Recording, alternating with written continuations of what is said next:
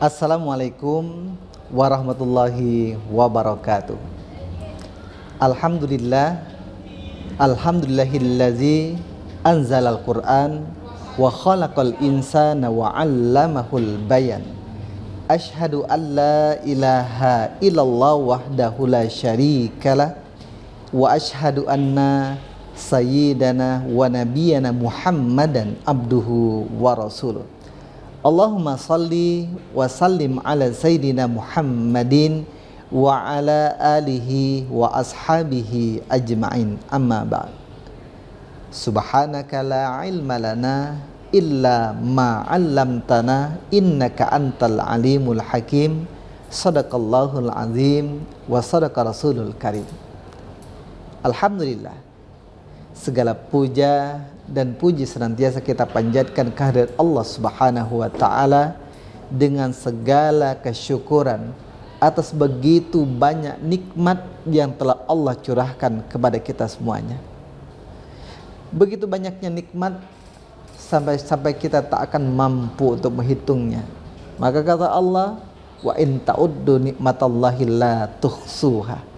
Tak akan mampu kita menghitung saking begitu banyaknya nikmat yang telah Allah curahkan kepada kita. Namun yang terkadang yang terjadi, kita kurang pandai mensyukuri. Maka di ayat yang berbeda Allah sampaikan, qalilan ma tashkurun. Sedikit sekali adalah hamba-hamba Allah yang pandai bersyukur.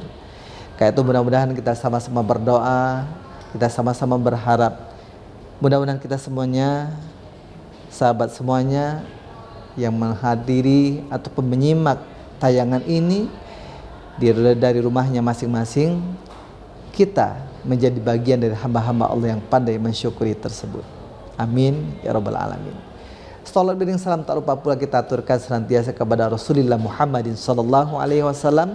Semoga kita semuanya akan berkumpul bersama Rasulullah di jannahnya Allah nanti insyaallah. Amin ya rabbal alamin.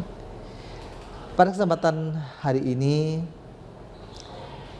kita akan sama-sama mentadaburi dari begitu banyak ayat-ayat qauliyah yang Allah sampaikan di dalam Al-Quran.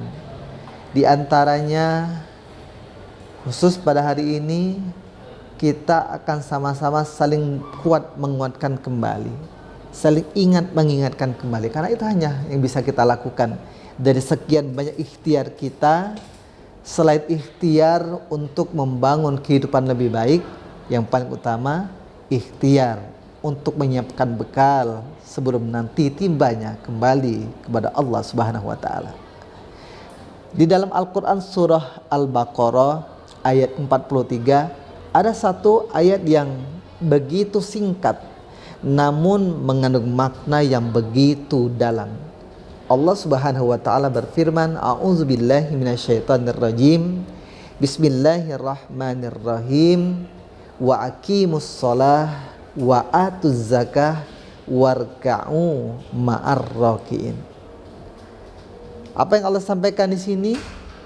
Allah Subhanahu wa taala berfirman, dan dirikanlah salat dan tunaikanlah zakat dan rukuklah bersama orang-orang yang rukuk. Tiga pesan utama ini tentunya menjadi pesan yang berharga bagi kita yang harus sama-sama kita cermati.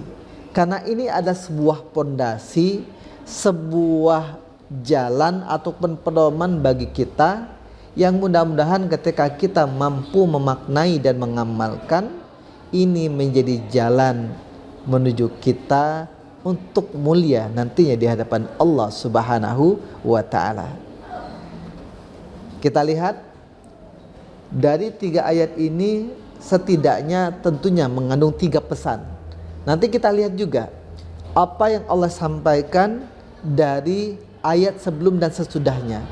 Ternyata dua ayat itu pun menjadi penguat dari ketiga pesan utama dari surah Al-Baqarah ayat 43 ini. Kita akan ulas bersama-sama. Tentunya pesan yang pertama, wa aqimus shalah.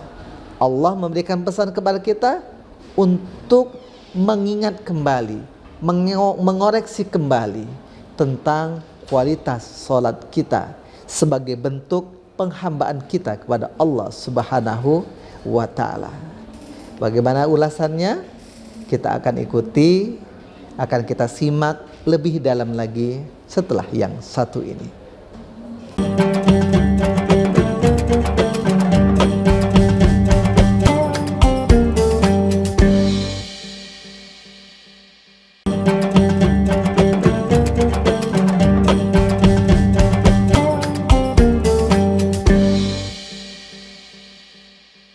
Alhamdulillah, jadi dari 3 pesan utama yang ada di Quran Surah Al-Baqarah ayat 43 ini, yang pertama, pesan yang paling utama adalah pondasi yang paling utama pula. Seorang muslim ataupun seorang muslim yang mengaku beriman haruslah keimanannya, keyakinannya akan hakikat ketuhanannya kepada Allah, hakikat pemhambaannya kepada Allah diwujudkan dalam bentuk ibadah, dan ibadah yang paling utama adalah sholat. Jadi keimanan tak akan berarti kalau tidak diwujudkan dalam bentuk amal yang nyata. Sejatinya ketika berbicara tentang iman, para ulama memberikan definisi dari apa yang disampaikan Rasulullah, al-imanu wa tasdiq biqalbi wa takrir bil lisani al-amaru bil arkan. Iman tidak bisa hanya sekedar yakin, namun harus diwujudkan dalam amal, dan amal yang nyata adalah pelaksanaan dari konsep ketaatan itu sendiri.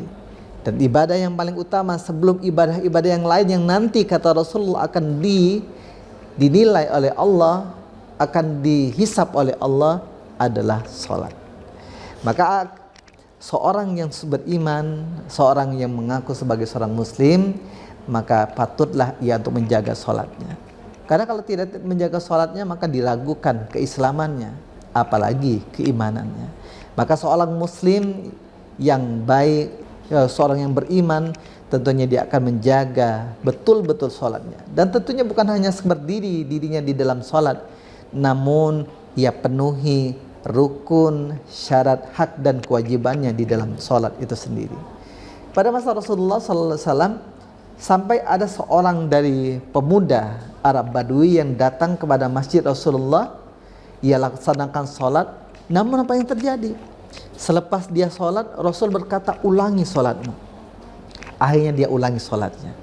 Kemudian setelah dia selesai dari sholat, Rasul pun berkata kembali, ulangi sholatmu. Setelah dia melaksanakan untuk kedua kalinya, kembali Rasulullah pun berkata ketika dia sudah selesai, ulangi sholatmu. Sampai 3 kali Rasul menyuruhnya sholat, sampai dia menyerah. Ya Rasul, aku tak bisa melakukan yang lebih baik dari ini. Maka Rasul pun berkata, sallu kama ra'aitumuni usalli, salatlah sebagaimana engkau melihat aku salat.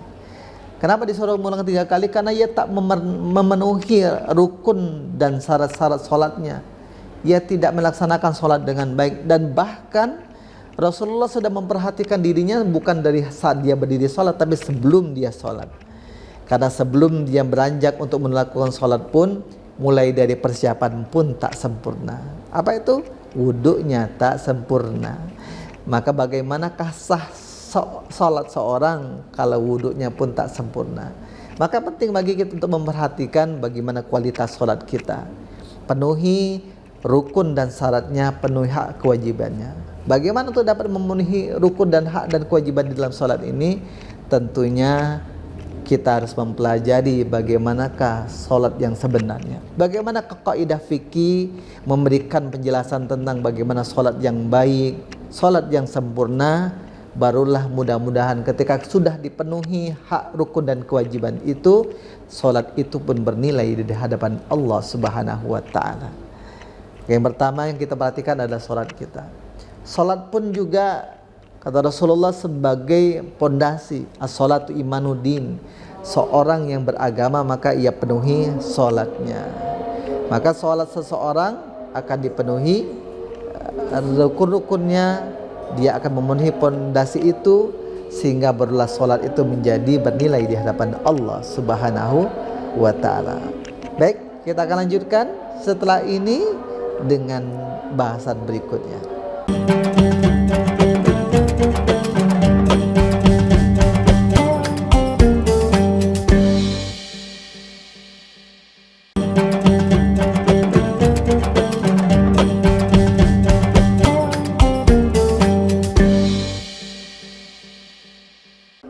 Alhamdulillah setelah kita memahami hakikat diri kita dalam melaksanakan sholat sebagai bentuk penghambaan kita kepada Allah, sebagai membangun pondasi yang harus kita kuatkan, kita sadari juga sholat adalah sebagai bentuk ungkapan syukur kita karena Allah telah pilih kita dari sekian banyak makhluk-makhluk yang bernama ruh.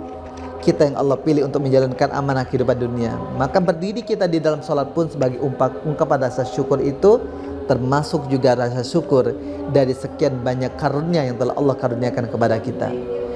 Kemudian yang kedua yang Allah sampaikan di Al-Quran surah Al-Baqarah ayat 43 tadi adalah membangun semangat untuk berzakat. Wa aqimus shalah wa atuz zakah. Begitu banyak ayat-ayat di dalam Al-Quran yang seiring sejalan.